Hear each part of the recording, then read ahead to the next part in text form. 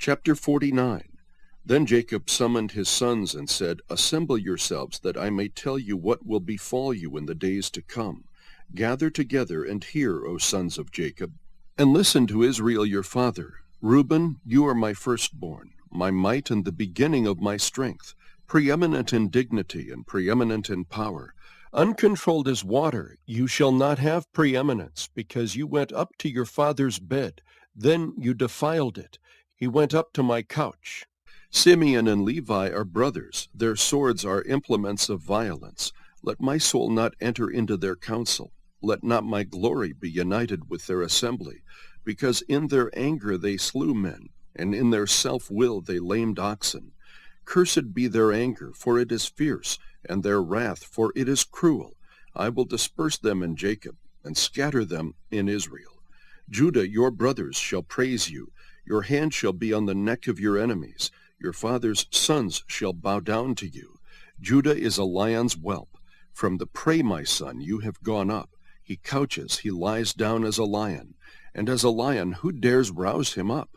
The scepter shall not depart from Judah, nor the ruler's staff from between his feet, until Shiloh comes, and to him shall be the obedience of the peoples.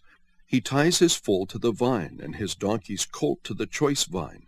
He washes his garments in wine, and his robes in the blood of grapes. His eyes are dull from wine, and his teeth white from milk.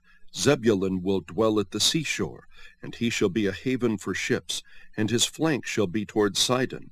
Issachar is a strong donkey, lying down between the sheepfolds. When he saw that a resting place was good, and that the land was pleasant, he bowed his shoulder to bear burdens, and became a slave at forced labor. Dan shall judge his people, as one of the tribes of Israel.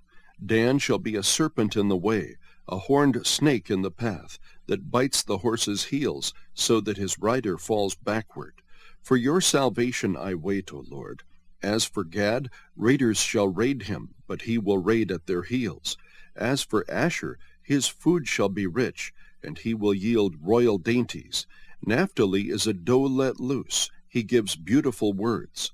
Joseph is a fruitful bough by a spring. Its branches run over a wall.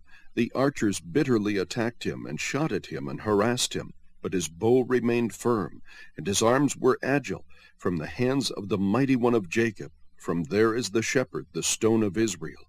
From the God of your father who helps you, and by the Almighty who blesses you with blessings of heaven above, blessings of the deep that lies beneath, blessings of the breasts and of the womb. The blessings of your father have surpassed the blessings of my ancestors. Up to the utmost bound of the everlasting hills may they be on the head of Joseph, and on the crown of the head of the one distinguished among his brothers.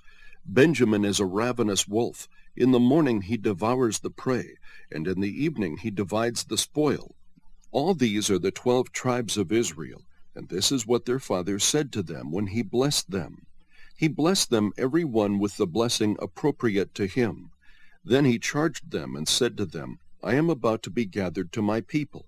Bury me with my fathers in the cave that is in the field of Ephron the Hittite, in the cave that is in the field of Machpelah, which is before Mamre, in the land of Canaan, which Abraham bought along with the field from Ephron the Hittite for a burial site. There they buried Abraham and his wife Sarah.